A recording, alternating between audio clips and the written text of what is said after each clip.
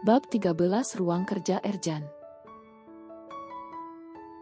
Sejak datang ke rumah utama, Gapin sudah merusak sistem CCTV dan sampai sejauh ini belum ada yang curiga bahwa ternyata di beberapa sudut ruangan kamera telah dimatikan.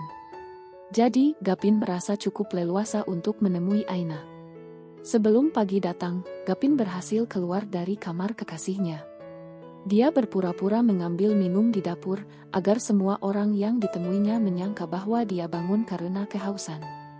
Aku harus secepatnya menemukan surat perjanjian itu, supaya Dei tidak bisa berbuat macam-macam pada orang tua Aina, gumam Gapin sambil berdiri di depan meja pantry. Dia bukan tidak ingin segera menyelamatkan Aina dari kekejaman ayahnya, namun dia juga berpikir tentang keselamatan Bagaskara dan Dina. Ada perjanjian yang tertulis di atas materai, jika Aina melanggar, sudah tentu kedua orang tuanya akan ikut terseret. Gapin mulai menerka-nerka di mana tempat Erjan menyimpan surat-surat itu. Hingga yang tercetus dalam otaknya adalah ruang kerja sang ayah. Sepertinya aku perlu memeriksa berapa tempat, gumamnya lagi lalu menaruh gelas di tempat cuci piring. Lantas dia melanggang keluar. Di pertengahan jalan, dia bertemu dengan Naomi yang sudah siap berkutat di dapur untuk membuat sarapan.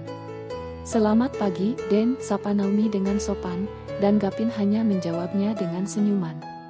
Seperti hari-hari biasanya, Aina menyiapkan seluruh keperluan Erjan hingga pria paruh baya itu duduk di meja makan. Namun kali ini Erjan memilih untuk tidak sarapan, dia hanya menyesap kopinya sedikit, lalu pamit pada Gapin. "Gap, Dadi pergi dulu ya." "Dadi tidak ingin sarapan bersamaku," balas Gapin dengan pertanyaan pula. "Ada klien dari luar negeri, Dadi harus segera menemuinya." Gapin mengangguk-angguk. "Oke, kalau begitu hati-hati. Semoga pertemuan kalian sukses." Erjan menampakkan senyumnya yang menawan. Sambil berjalan, dia berkata dengan nada congkak, "Aku tidak pernah gagal dalam berbisnis, boy." "Ya, karena Dadi hanya gagal dalam pernikahan 2 kali. Batin Gapin seraya menatap sang ayah yang mulai menjauh dari pandangannya. Setelah selesai sarapan, Gapin tidak langsung pergi ke kampus karena dia sudah memiliki rencana untuk memeriksa ruang kerja ayahnya. Dengan tatapan waspada, Gapin memeriksa keadaan sekitar. Saat dia sudah merasa aman, dia langsung membuka pintu ruangan itu menggunakan kunci cadangan. Ceklek. Gapin langsung masuk dan kembali mengunci benda persegi panjang itu. Ruang kerja Erjan nampak gelap, hingga tangan Gapin meraba-raba untuk mencari saklar. Begitu lampu menyala, Gapin tak membuang waktu lagi, dia segera membuka laci dan memeriksa apa saja yang bisa dia periksa. Namun hampir setengah jam berlalu, Gapin belum menemukan apa yang dia cari. Di sini hanya ada berkas-berkas perusahaan dan juga beberapa surat penting. "Cih, di mana Dadi menyimpannya?" gumam Gapin seraya menyugar rambutnya ke belakang. Sementara keringat mulai memenuhi dahinya dan turun hingga ke tulang pipi. Tanpa banyak bicara, dia kembali mengobrak-abrik meja kerja ayahnya. Hingga waktunya terbuang dengan percuma karena usahanya tak membuahkan hasil. "Damn it," umpat Gapin dengan raut wajah kesal. Sepertinya Dadi menyimpan surat itu bukan di tempat yang sembarangan. Cih, seolah-olah dia menganggap Aina penting, padahal tidak. Akhirnya, Gapin memutuskan untuk menghentikan pencariannya. Dia akan melanjutkannya besok, sampai dia menemukan surat perjanjian itu. Saat Gapin hendak pergi ke kampus, dia melihat Aina yang keluar dari rumah dengan pakaian rapih. Gadis itu juga membawa tas jinjing, persis seperti hendak berpergian. Seperti perkiraannya, Aina benar-benar keluar dari gerbang rumah utama karena gadis itu mendapat perintah dari Erjan untuk belanja bulanan. Namun, tidak ada supir yang mengantar karena Aina tidak diperbolehkan memakai fasilitas itu. Menegaskan sekali lagi bahwa di rumah ini, Aina bukanlah nyonya. Mobil Gapin akhirnya melandas melewati Aina. Gadis itu hanya melirik sekilas, lalu sudut bibirnya terangkat. Dengan melihat mobil kekasihnya saja, dia sudah merasa bahagia.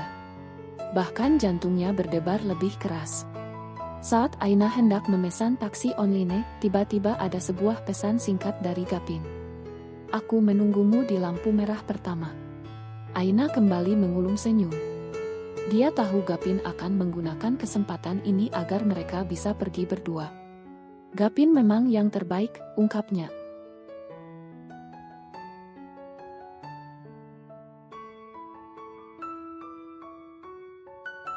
Bab 14 Couple.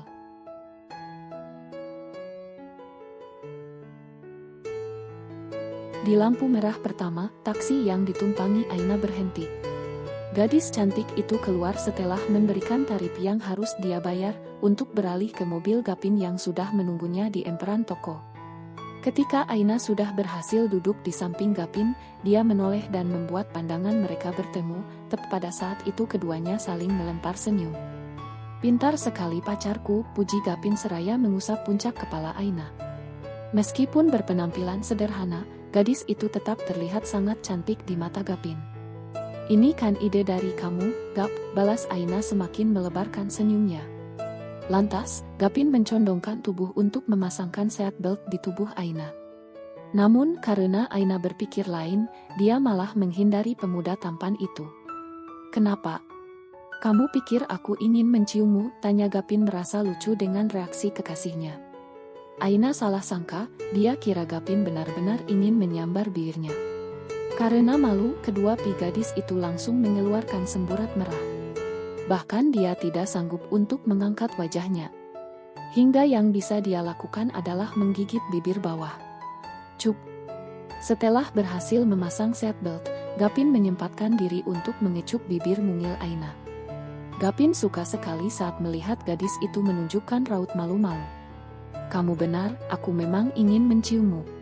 Setiap hari aku ingin melakukannya, ujar Gapin, tetapi bukannya mendapat balasan, dia malah dicubit dengan keras, hingga menyisakan rasa panas. Ouch! Berhenti menggodaku, Gap. Ayo cepat jalan, aku takut orang rumah akan curiga kalau kita pergi lama-lama, ucap Aina, mengalihkan pembicaraan mereka. Sumpah demi apapun, dia selalu deg-degan kalau sedang berduaan dengan Gapin, apalagi sekarang mereka berada di tempat umum.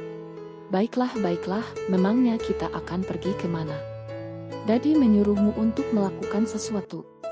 Aku disuruh berbelanja sendiri, karena stok makanan sudah mulai habis. Oke, kalau begitu biar aku temani. Hari ini aku akan menjadi supir dan pengawal pribadimu, ucap Gapin seraya mencolek hidung mancung Aina, membuat gadis itu terkeh-kecil. Sungguh, tanya Aina dengan binar matanya yang menggoda, cantik sekali. Gapin mengangguk, sementara tangannya mulai memutar kunci. Dia menjalankan mesin mobil dan membawa kendaraan roda 4 itu ke jalan raya. Sepanjang jalan, Gapin tak henti-hentinya menggenggam tangan Aina. Seolah ingin menunjukkan bahwa gadis itu hanyalah miliknya. Bahkan di beberapa kesempatan, Gapin mengecup punggung tangan itu, membuat Aina jadi senyum-senyum. Karena bersama Gapin, dia merasa berharga. Aku tidak akan pernah melepaskanmu, nak. Jadi jangan pernah berpikir untuk lari dariku, ucap Gapin saat mereka kembali tiba di lampu merah.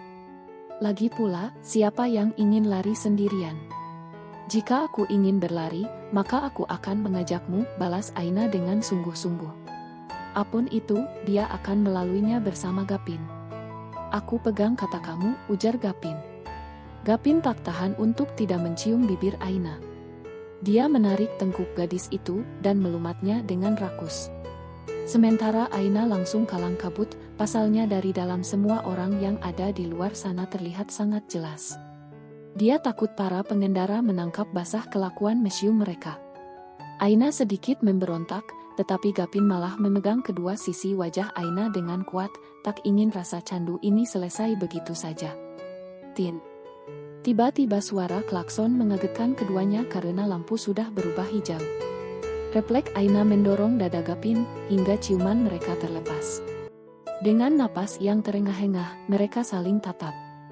Gap, ayo jalan, seru Aina mendengar suara klakson yang semakin bersahutan, sementara Gapin jadi gelagapan.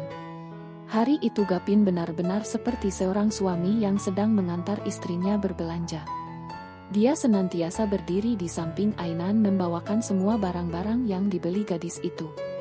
Sudah, biar aku saja, kata Gapin seraya meraih beberapa kantong plastik yang ada di tangan Aina. Tidak perlu semua, Gap. Itu berat.